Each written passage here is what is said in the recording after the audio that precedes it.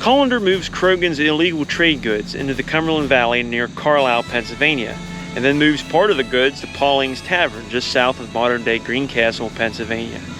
At Pauling's Tavern, the wagons of goods were unloaded and the cargo was loaded onto pack horses, so the goods could be easily transported over the Appalachian Mountains to Fort Pitt. After a barrel broke open, exposing scalping knives as part of the cargo, an alarm went out to the frontier inhabitants of the Conococheague settlement that these trade goods were most likely illegal and moving under a military pass to Fort Pitt, even though the Pennsylvania governor prohibited trade with the Indians until peace was established.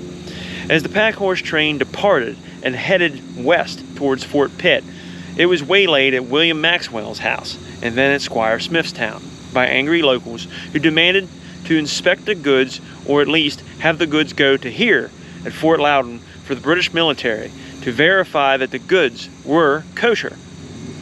The pack horse drivers, under the command of Robert Allison and Elias Davison, refused and continued their trek west, purposely avoiding Fort Loudoun and the Highlanders stationed here. The night of March 5th, 1765, the pack horse trains stopped to rest at McConnell's Tavern in the Great Cove, which is McConnellsburg, Pennsylvania, in Fulton County today. They were met again by concerned and angry frontier people at that location who said they wanted the goods inspected. Again, the drivers refused, only showing an invoice and a military pass. The angry mob left with a warning that the Virginians will stop the goods. The next morning, after being once again asked to keep the goods at McConnell's Tavern until they could be inspected, the pack trains continued west. Meanwhile, James Smith and 10 men dressed as Indians, with their faces painted black and trained in the methods of war of those warriors, set up an ambush at the foot of Sidling Hill Mountain along the path of the pack horse trains. Spread out and taking cover behind trees, as the natives would do, they hid in waiting as the pack horse trains approached. When the trains were in position at 1 o'clock in the afternoon, James Smith and his black boys opened fire. After putting out a slow and steady fire on the pack horse trains, Smith ordered the drivers to unload the horses and place the goods on one spot, in which the drivers did under threat of being killed by the black boys. Smith then ordered the drivers to take their personal belongings and their horses and retreat back from which they came. As the pack horse drivers and their remaining horses retreated from the woods, the black boys lit the goods on fire and burned them to ash.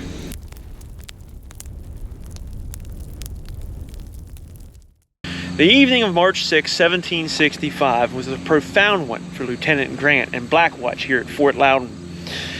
What was left of Croghan's pack horse train arrived at the fort, led by Robert Allison and with Robert Hollander at the rear, and it would have most likely went through these gates right here. After Allison explained the situation, Hollander was furious at the behavior of the local people. He complained to Lieutenant Grant that their actions were an insult to the crown of England and that the king's goods was destroyed unlawfully. Hollander demanded for Grant to provide an armed guard to retrieve what remained of the cargo and arrest the local men who committed such a horrible crime. At this request, Grant ordered his sergeant, who was Sergeant Leonard McGlasson, and a squad of men to go search the area for the cargo, recover it, and capture anyone who is suspected along the way. Hollander at this point offered money as compensation to the soldiers, as he said he would offer them a reward of £10 for every person they captured that proved to be involved with the destruction of the goods. Charles Grant had misgivings about this offer of Hollander's, for he and his men were British soldiers, and not to take money for their services. But Grant did nothing to stop Hollander. By 9 o'clock that night, Sergeant McGlasson and his 12-man squad was ready to depart. Sergeant McGlasson's squad consisted of himself, Corporal Duncan Cameron, John McGill, George Sutherland, Enos McKay, Donald McKay, John Corbett, John Durr, John Crookshanks, Lakeland McGillen, and John MacDonald Sr. and John MacDonald Jr., all Scottish Highlanders of Black Watch. Along with this squad was Robert Allison and possibly a few pack horse drivers and their horses who could direct the sergeant to the site of the attack. About midnight, McGlasson and his squad proceeded through Larrabee's Gap with the help of a nearly full moon. With the extra light, the sergeant spied 7 men in the woods who suddenly ran off after spotting the Highlanders approaching their position in the gap. Sergeant McGlasson yelled out several times for them to halt, but the men did not stop. This confrontation would have occurred somewhere near where I am at today, which is Buchanan's Birthplace State Park, or on up the mountain, which is Buchanan State Forest. In that area had been about where this confrontation would have occurred. The sergeant saw, with the help of the bright moon, that these men had new blankets wrapped around them to insulate them from the cold night air. McGlasson felt that because they all seemed to be in possession of new blankets, and they were in the woods in the middle of the night, and they were running away from his squad, that these men most likely were members of the scoundrels who attacked the pack train. So McGlasson ordered a pursuit. About halfway up the Tuscarora Mountain, McGlasson confronted a man with 2 rifles, who McGlasson personally made prisoner and confiscated the man's rifles. Another man was captured by the rest of the Highlander squad. These 2 men were kept guarded by Corporal Cameron and 4 other men in the rear of McGlasson. And this was as McGlasson and his remaining soldiers continued to the top of the mountain. As McGlasson and his 6 men reached the top of the mountain, Corporal Cameron cried out to them that more men were creeping in the woods close to the rear position that the corporal held, which would have been somewhere in this vicinity or maybe a little higher up the mountain. McGlasson wheeled his men around to turn back and give chase to these men that were hiding in the woods. McGlasson gave strict orders not to fire at these men, but while they gave chase, 2 Highlanders fired their guns at the fleeing men anyhow, but the bullets missed their marks. Sergeant McGlasson, his corporal, 10 soldiers, Robert Allison, and some drivers, and 2 prisoners crossed the Tuscarora Mountains and entered the Great Cove to arrive at McConnell's Tavern, which is McConnellsburg, Pennsylvania today, and behind me is the tavern. At the public tavern, McGlasson made inquiries and examined everyone here at the public house, but in the wee hours of March 7, 1765, he could find no evidence that any of the patrons of McConnell's Tavern were involved in burning of the trade goods and assaulting Hollander's pack train. McGlasson left his corporal and 4 men and the 2 prisoners at the tavern and continued west to the site of the attack, a full 20 miles from Fort Loudoun. After arriving at the site of the attack at about 6 a.m., which most likely would have been, again, somewhere down there, the party found 18 loads of rum untouched, 2 loads of dry goods, and 2 loads of lead. All the rest were burnt to ashes. According to Allison's testimony on his discovery, 59 pack horse loads were lost in the attack. According to Grant's testimony, 3 horses were killed and 3 more were wounded in the attack by the Black Boys. No man was harmed by the Black Boys.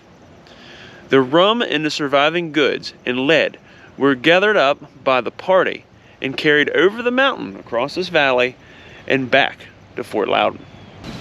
McGlasson, his men, Allison, the drivers, and the remaining cargo came back to McConnell's Tavern and rejoined the corporal, the 4 other men, and the 2 prisoners, and headed back over the mountain through Larrabee's Gap to return to Fort Loudoun.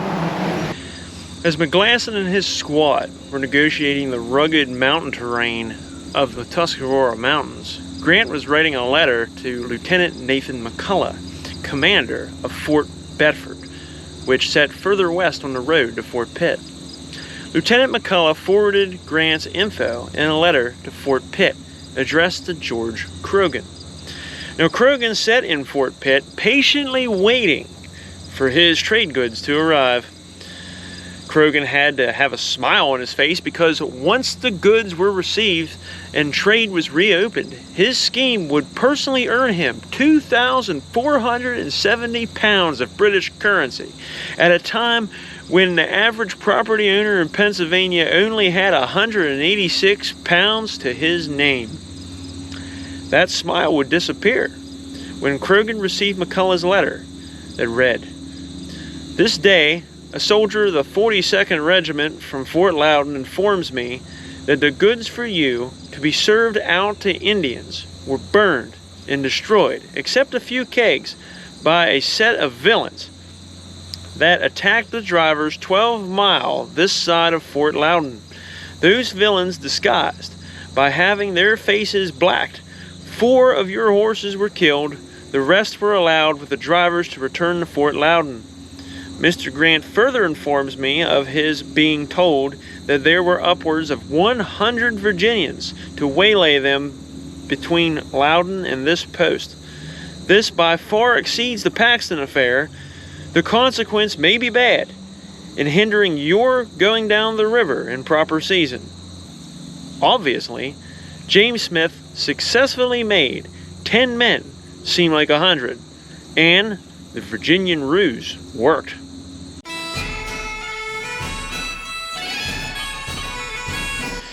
Allison and his men, most likely with horses carrying what was left of the cargo, crossed the mountain first and was met by 20 armed men.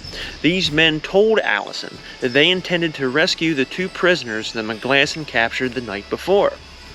Now following behind Allison was McGlasson and his Highlanders, where his corporal was bringing up the rear with the 2 prisoners. On the east side of the mountain, near where McGlasson personally took a prisoner and 2 rifles the night before, which again would be somewhere around here near Buchanan's birthplace state park or state forest, the Highlanders found a scalping knife.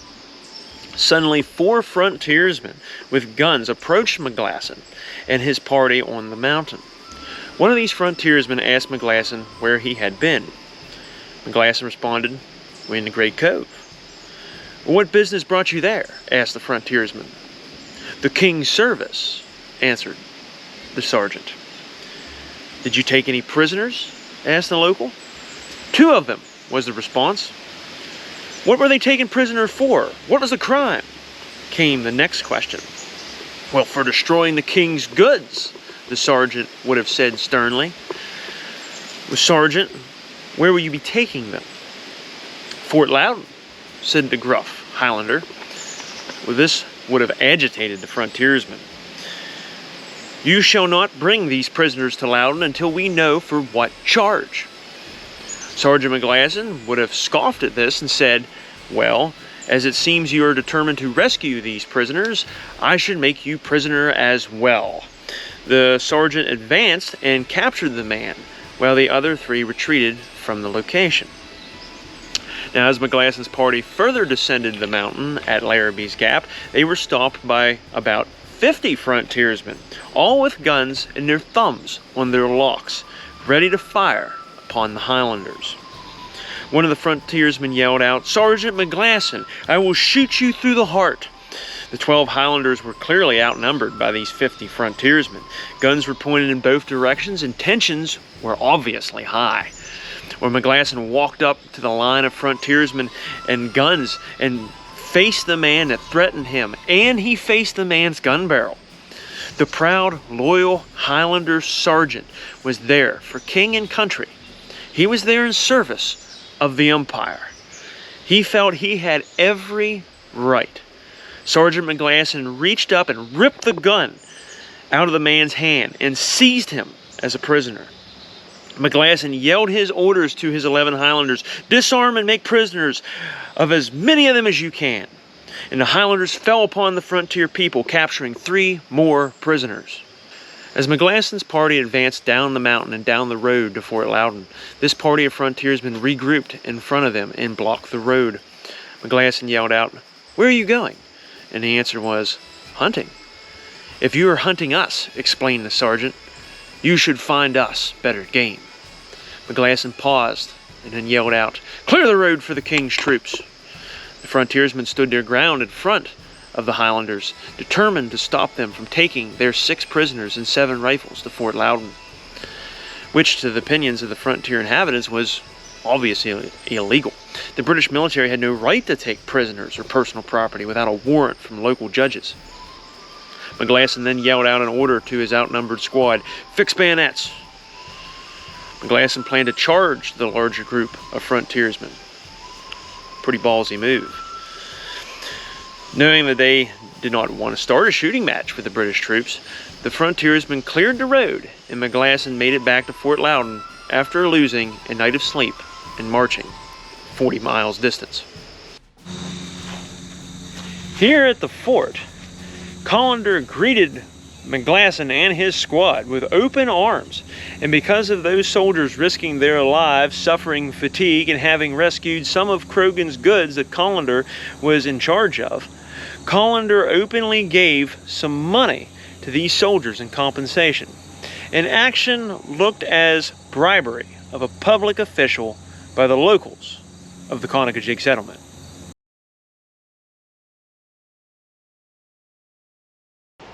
As McGlasson was on his way back to Fort Loudoun with his prisoners, Hollander was busy trying to take his own prisoners. On March 7th, 1765, Hollander, Elias Davison, James Fleming, and Justice James Maxwell rode to Reese Porter's house, a man seen multiple times in groups trying to stop the pack horse trains, and to the traders, most likely a member of the Black Boys. Even though Justice Maxwell rode with these men, Hollander, Davison, and Fleming entered Porter's home without an official warrant and tied up Reese Porter and rummaged around his house. Porter was taken back here to Fort Loudoun as the 7th prisoner, along with 2 bars of lead that Hollander believed was from the trade goods that were on the pack train. At this point, Hollander and Grant had 7 prisoners, 5 rifles, and 4 smoothbore guns held here inside Fort Loudoun. Now, most likely, the prisoners were held in the guardhouse. This is the modern representation of the guardhouse, and I will take you inside to look at the jail inside. So this is the inside of the guardhouse here at modern Fort Loudoun. They have been doing great work here, rebuilding this fort the way it would have looked at the time of the Black Boys and during the French and Indian War. This is inside the guardhouse. Here is a jail cell, and inside this jail cell would have been most likely where most of the prisoners would have been held.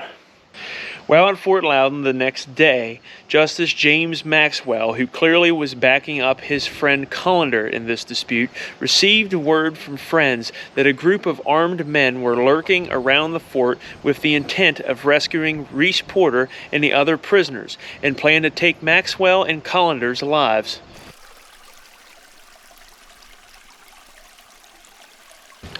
Even though the prisoners were seized without a warrant and without the greatest probable cause, the standard procedure was to serve the prisoners up to the local judges and deliver them to the jail at the county seat at Carlisle, Pennsylvania. The civil law of England demanded it. But Grant and Hollander decided not to deliver the prisoners to Carlisle, Pennsylvania, because with the frontier people prowling around this fort, it was unsafe for them to move the prisoners for fear of an attack.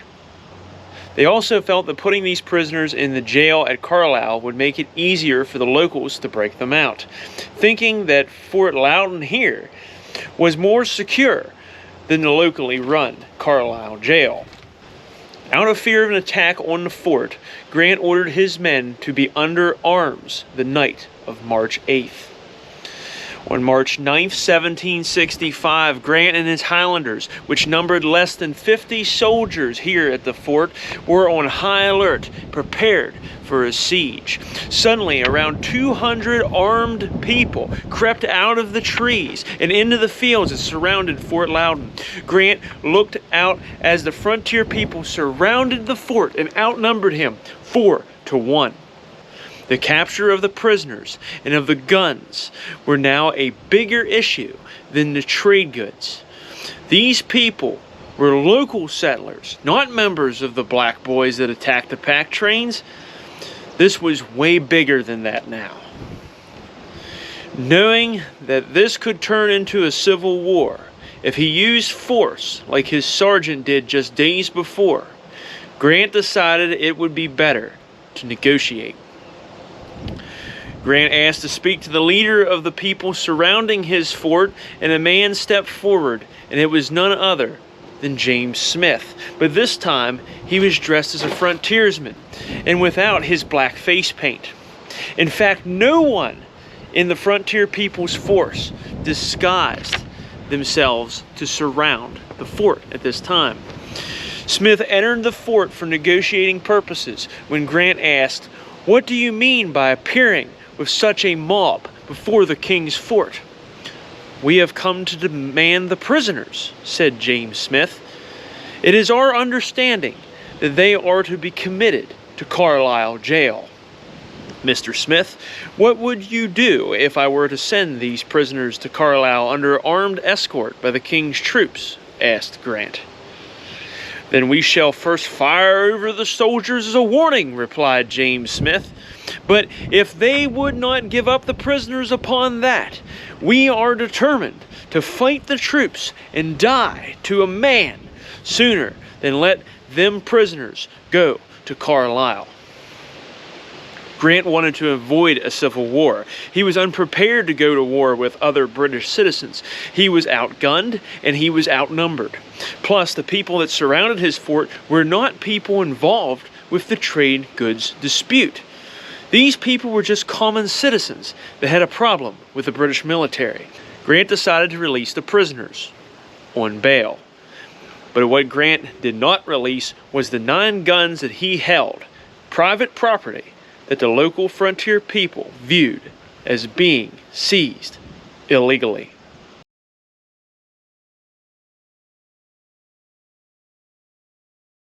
One of the #1 complaints of the frontiersmen and the black boys was that the illegal trade goods in Hollander's pack trains and Croghan's cargo contained gunpowder, an obvious item that could be used for war. Unfortunately, the black boys found no gunpowder in the cargo that they burnt at Sidling Hill. So where was this mysterious gunpowder? Information buzzed throughout the Conococheague settlement on where the gunpowder could be. On March 9, 1765, a physician named Richard Browson was here at William Maxwell's house, which was located here along Montgomery Church Road between Greencastle and Mercersburg, Pennsylvania today. A knock came to the door, in which Dr. Browson answered to see about 20 men whose faces were painted black and were disguised standing at the door. These men asked for the master of the house, but Browson said that Mr. William Maxwell was not at home. The black boys were communicating between themselves in German and had German accents. That's when they asked in English where Croghan's store of powder and lead was at.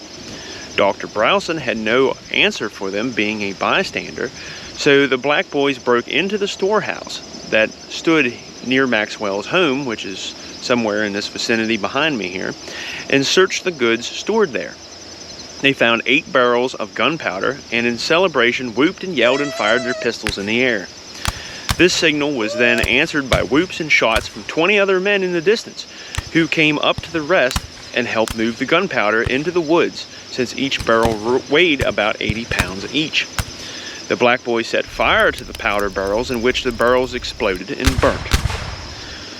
After the black boys left, Justice James Maxwell arrived at his father's house here to be told this story by the terrified Dr. Browson, whose only evidence of identification of his abusers was that they spoke German. And because most people in this area were not German, he assumed they were from Maryland, or around what is now the Williamsport, Maryland area, which was heavily populated at the time by Germans. And this area was more Scotch-Irish, where the Germans were more down that way.